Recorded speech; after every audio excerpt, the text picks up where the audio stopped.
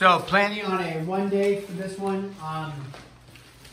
So 3 for today, and then tomorrow we'll go on to 3-5. And then what are we doing Friday? Mid-chapter assessment. Mid-chapter assessment. What's the mid-chapter assessment going to be over? 3-1 through 3-4. Okay, so there we go. So let's cruise on to 3-4 today, and this is disjunctions. So yesterday we talked about, last couple of days we talked about conjunctions. Today we're going to talk about disjunctions. Disjunctions uses the word or, okay, and in this, it's at least one sentence has to be true. So both sentences don't have to be true, but they can be. But at least one has to be true.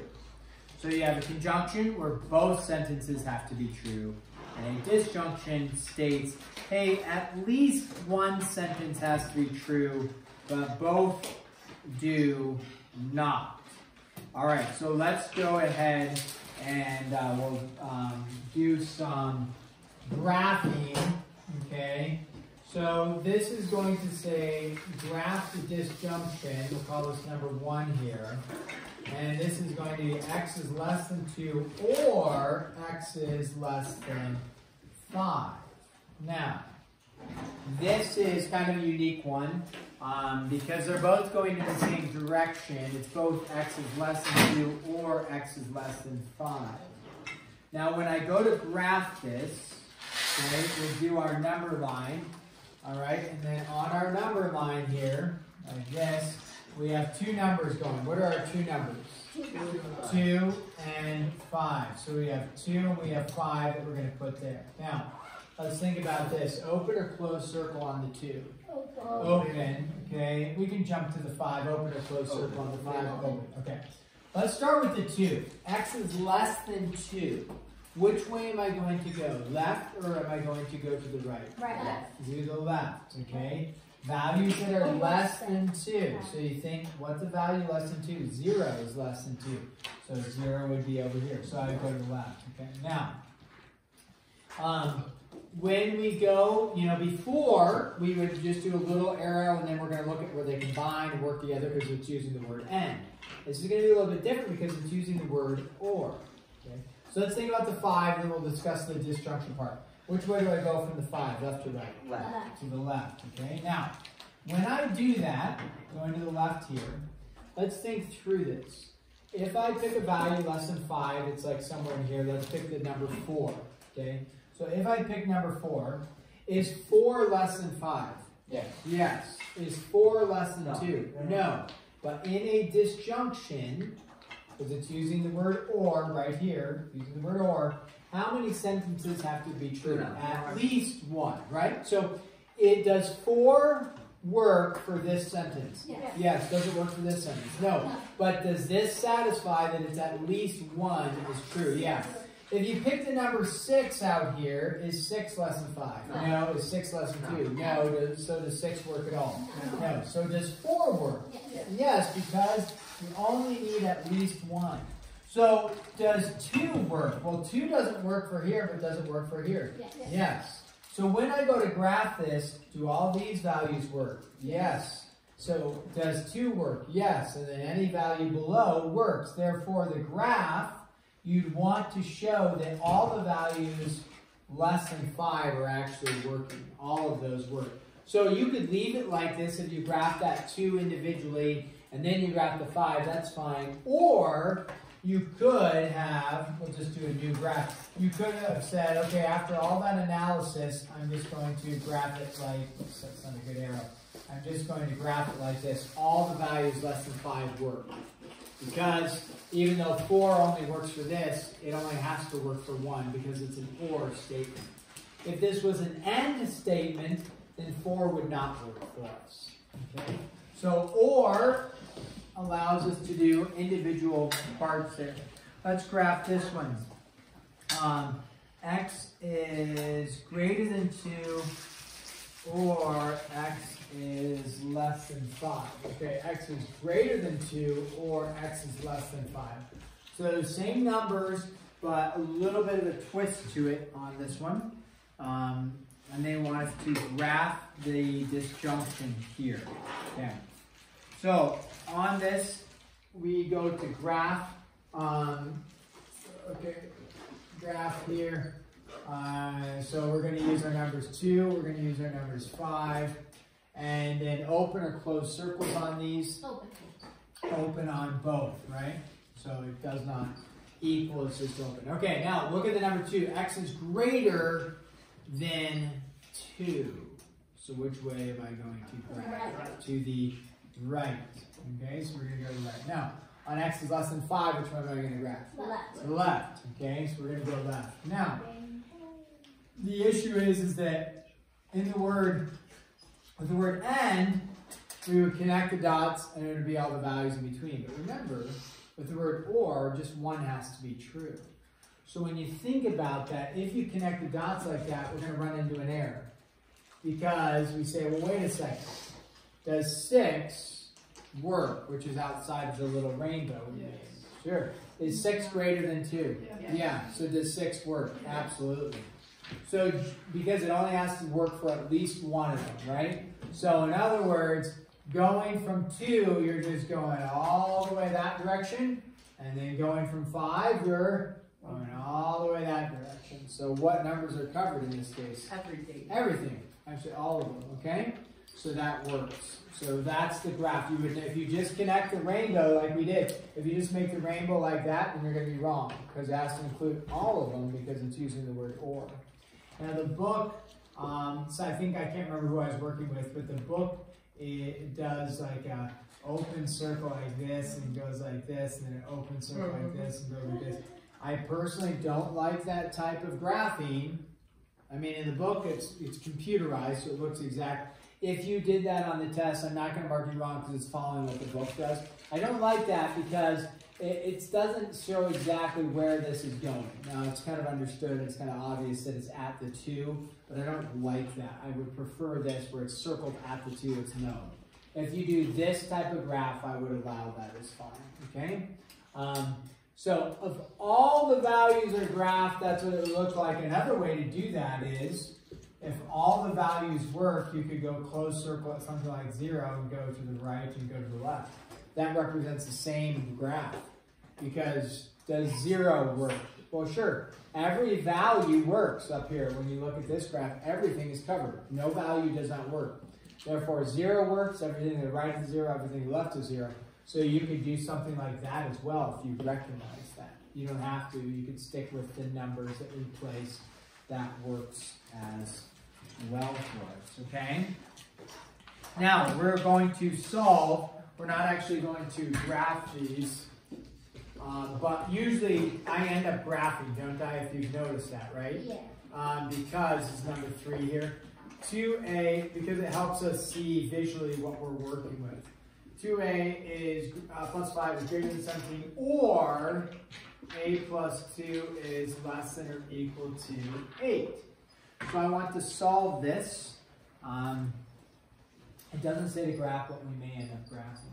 So we work with it individually. We do not combine these. With ors, we don't combine. Okay, so with the ends, we can combine, and whatever you do to one side, you do to all the 3 sides. Here, work with it individually, work with it individually. Okay, so we subtract the 5 over, right? So 17 minus 5 gives us 12. Then divide both sides by 2, right? And then what do you get? 12 divided by 2 is 6. So I know a is greater than 6. The or part stays all the way down. And in this case, we just subtract the 2 from both sides. So a is less than or equal to 6. So this is kind of unique. Now, that's kind of solved. If you got that part of the test, I'd probably give you at least 2 points, if not 3 out of the 4. There's one more step to actually state what numbers actually work for us. And somebody just said everything. Let's think, why is everything the answer? Let's start with this. A is greater than 6. So open circle at 6 going to the right. Okay, but this one also says A is less than or equal to 6. So then we say close and everything to the left. Since it's an or statement, we can work with it individually like that. So we can look at that graph and this graph as working for the whole thing. If I graphed it that way, what numbers work? All of them. Everything. So the double R symbol, I think I've shown that in here. Review, what does the double R symbol mean? All reals, okay? So all real numbers work. Now, if you forgot the double R symbol, you could write all reals. That's also an answer. So this would yield for you full points in this case because everything works. Can you just say everything works? All reals. Okay. I'd like to see you put all reals. You can either do the double R symbol like that, or you can write all reals. Okay? All reals. If you wrote everything works, I'd probably give you credit, but I'd like to see all reals. Possibly. Okay. So that one was kind of unique because it gave us an all reals. Let's go with this. 3z plus 5 is greater than 2z, or 6z minus 3z plus the 4 is greater than or equal to 16.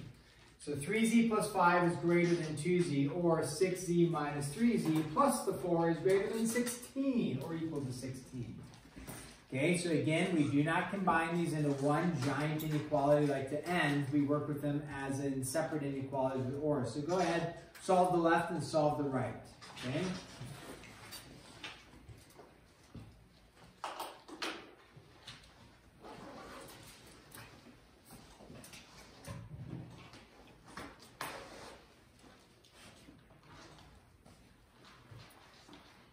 Check with your support team around you. Your support team, you say, hey, I got z is greater than 2. Or whatever it might be. So have your support team network with them around you.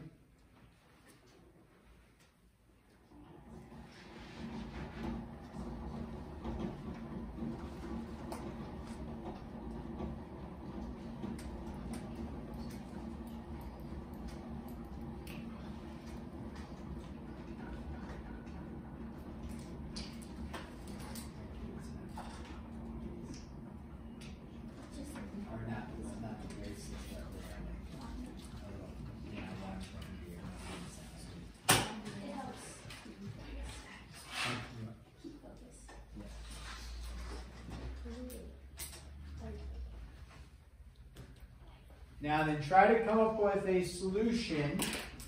There might just be one solution, or there might be two separate solutions, like an or statement is possible, and have two separate ones. But at least solve the left and the right and see what you come up with.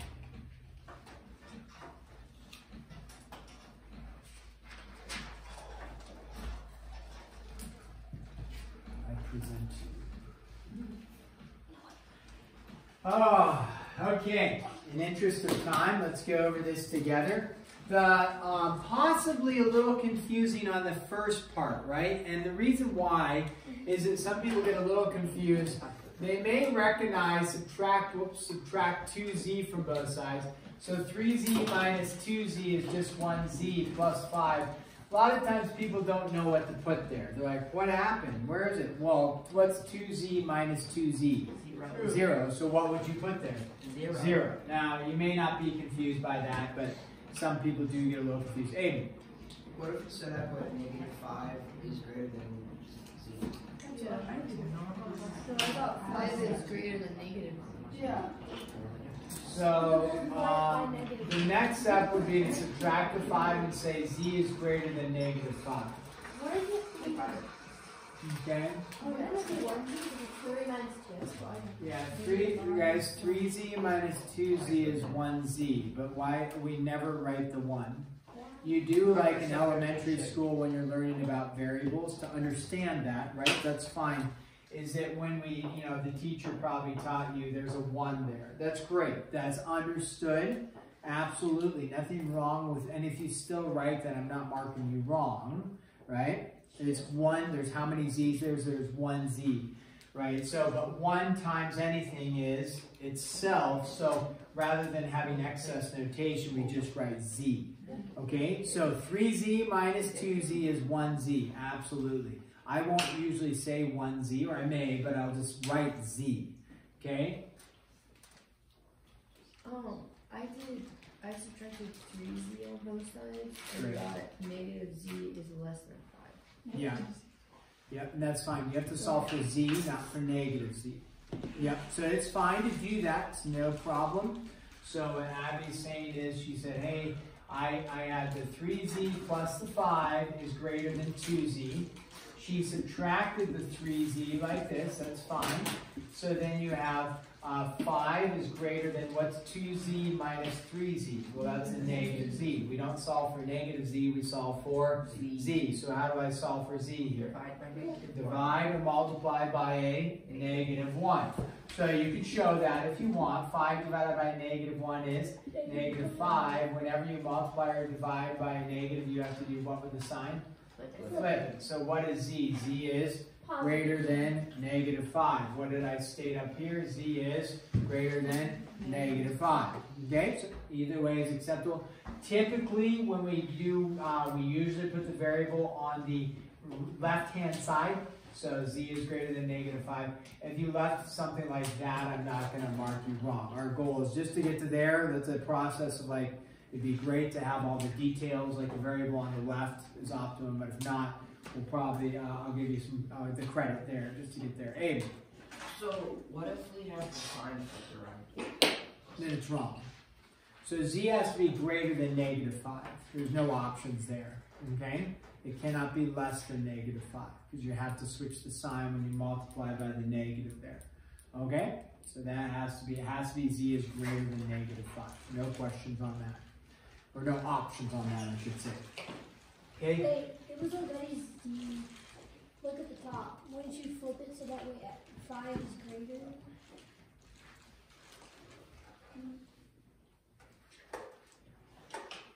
I'm not sure. What would I be flipping? The sign, because up there it says it's greater than, or this is greater than, and then if you multiply by negative 1, wouldn't you flip the sign? I didn't multiply by negative 1 up here, guys. Not up there, John. Yeah, here it was negative z is less than 5, and then I multiplied by the negative 1, so z became greater than negative 5. But then he flipped it back because that's what it's supposed to. I didn't flip it back. I just I swapped. I put the z from the right to the left. But z is greater than here. Z continues to be greater than there. So I'm not sure. We can work with it later here. No, that just made me confused because, yeah. Okay. Let's just go with z is greater than negative 5. Then we'll work on details of that maybe individually. Okay. So the right. Okay. Yeah. I got the answer. Okay, great. Right-hand side. What's 6z minus 3z? 3z, okay? At the same time, I'm going to subtract the 4. What's 16 minus 4? 12, okay? So 3z greater than or equal to 12. Divide both sides by 3. What did we get? Z is greater than or equal to 4, okay? No flipping of the signs because there's no negative. Now, what is my answer? This is an OR statement. So remember, you're not going to try to combine this and this into, like, z is greater than negative 5, less than or equal to 4, something like that. That is an AND statement. You do not take ORs and write them as an AND statement. So if you see an OR, you will not ever write it like that, ever. Now, you can take an OR statement. Which one were we looking at? You can take an OR statement. This isn't the best. Yeah, this is fine. An OR statement which has two things going, right? That ended up being only one thing going, which was, in the end, x is less than 5, like that. So your 2 ors could possibly turn into 1, okay? But you won't ever have your 2 ors turning into an end statement. All right, so let's look at what the answer is. Again, graphing it will help us. Either it's going to stay the same as this, or it's going to change into one statement like I just briefly mentioned right here. Let's look at the graph of this, okay? Squeeze this in up here. Z is greater than -5, so we go -5, open circle. Which way am I going, right or left? Z is greater than -5, so I'm going to the right. Okay, so I go like that. Now I go with 4, it's a closed circle, everything to the right as well, because Z is greater than 4. So what values actually work for this? Let's start with this. Does -10 over here work? No. So where do I start my values that work? At -5, but doesn't equal, right? But if I put in like, you know, sure, we could put in -3 right there. Does -3 work for this? Yes. Does -3 work for this? No, but do we care that it doesn't work for this? No, because how many have to be true? 1. So the answer for this, just look at the graph, this is where it starts, right here. So what do I know my answer is? Z is, which one am I going? Greater than -5. That's my answer, okay? Yeah, Sean. Can you do, like, you know how you only have to solve for one of them? Like, you know, only one of them has to be correct in the or statement? Like, can you solve for 4 instead? Like, you know. Oh, and just state like this is the only thing that works? Yeah. And are you saying like, can my answer be just this? Yeah. Is that fine?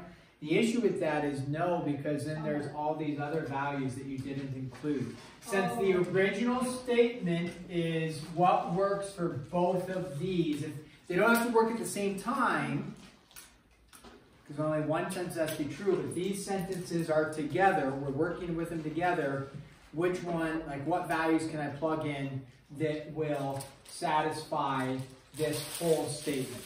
Okay. And if you plug in -3, like I said, -3 works for this, but not for that, but it does mean the whole thing works because it's attached with an or, and at least one has to be true. So very critical, this is the what works. If you only wrote Z is greater than or equal to -4, you're missing a chunk of that.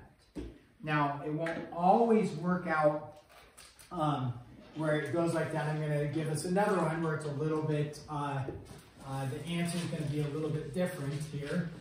And, okay, let's go with, what number is this, number 5? Yeah. Okay, number 5 states for us, if we have r minus 7 is greater than 0, or 2r plus 16 is less than or equal to 2. I'm going to erase this other problem. So that's a r minus 7 greater than 0, or 2r plus 16 is less than or equal to 2. Go ahead and solve those 2 or statements and see if you can come up with an answer. And then we'll just have a couple more and then be done. Is that a 2? Yes. I was talking about the one.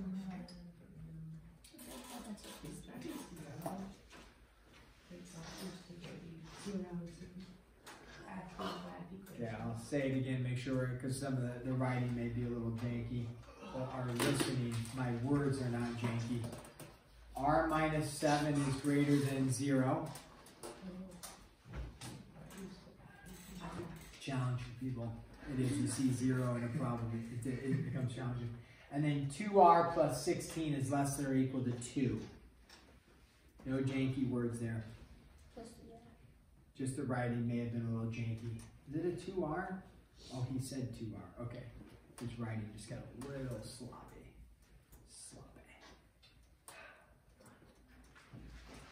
Go ahead and solve that.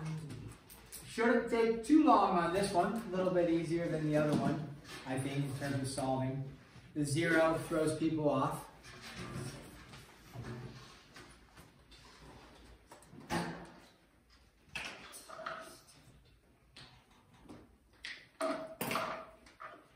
Okay.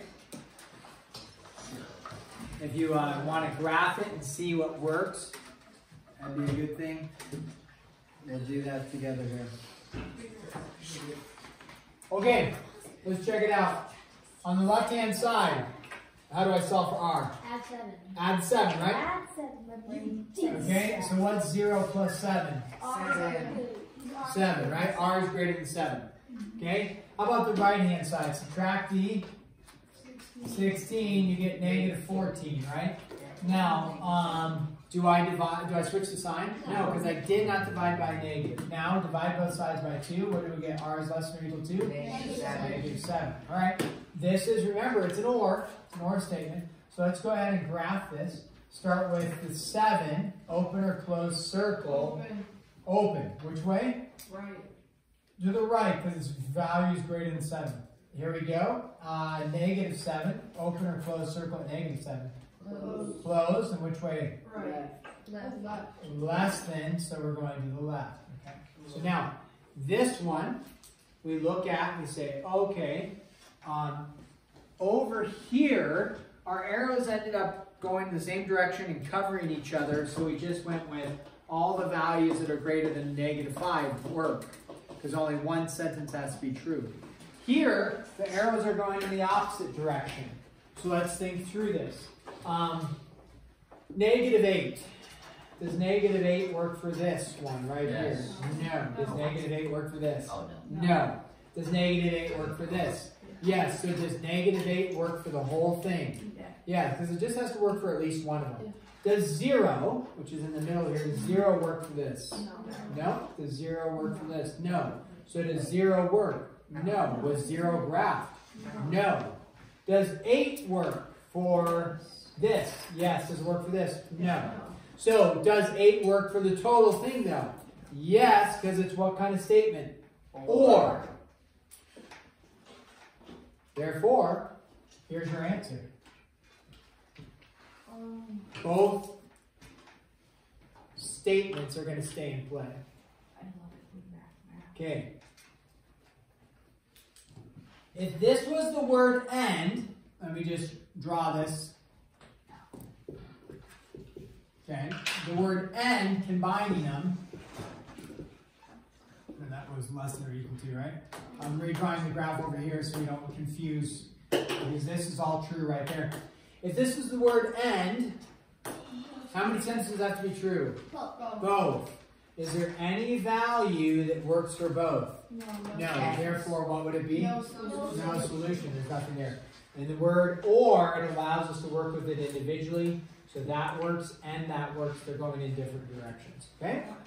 So that is that. Do you want one more or just take 15 minutes to work on it? Take the 15. Take the 15? Okay. We're going to pause it. The next set of problems say solve the inequalities, and it's ands and ors, so it's just both of them, not in the same sentence, but you have to say, oh, it's an and statement, therefore what do I do? Oh, it's an or statement, what do I do? And then you have your standard couple little story problem things in there. So, get started on your homework, maximize your time here. Okay? If you have questions today on homework or questions during lunchtime, I will be in room whatever with the sophomores. Mr. Cross is room 10? Yeah, Room 10. So come on in. I'll be grading papers, but if there's a whiteboard in there, we can go over problems in there. You can come work in there and eat your lunch in there, although most people eat their lunch in here. So. They get mad at us when we do that. Yeah. Well, the sophomores are like sophomores only. Well, supposedly it's sophomores only, which is fine, but if you're coming in to get held, They can't say they can't say no. It's not their room. I'll kick them out. Don't worry. Do you guys not have room to eat in the lunchroom?